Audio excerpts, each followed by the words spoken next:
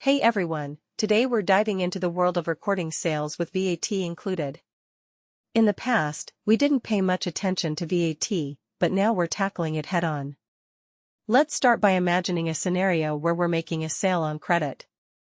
The first thing we need to do is find the Sales Invoice button and then click on New Invoice.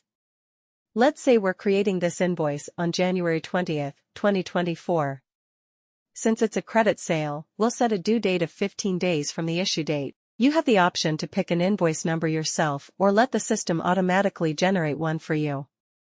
Once that's done, select the name of the customer who's making the purchase. Now, let's talk about what we're selling, the iPhone 12 Pro. We're selling a total of 5 iPhones, and each one is priced at $1,500.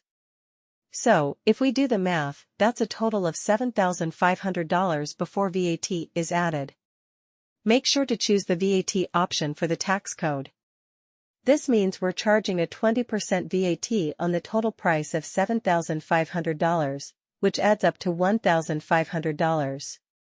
So, when we include VAT, the total amount on the invoice becomes $9,000.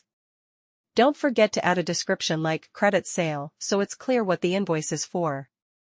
Before you save the invoice, take a moment to double-check all the information to make sure it's correct. Now, let's take a closer look at the invoice. Before VAT, the total amount is $7,500. Once we add the 20% VAT, it increases by $1,500, bringing the total to $9,000. Click on the Summary button to see a breakdown of the invoice. You'll notice the VAT amount of $1,500 listed under Liabilities.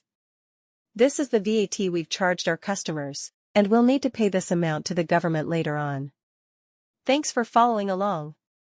In our next lesson, we'll discuss how to handle VAT when recording expenses, such as purchasing stationery.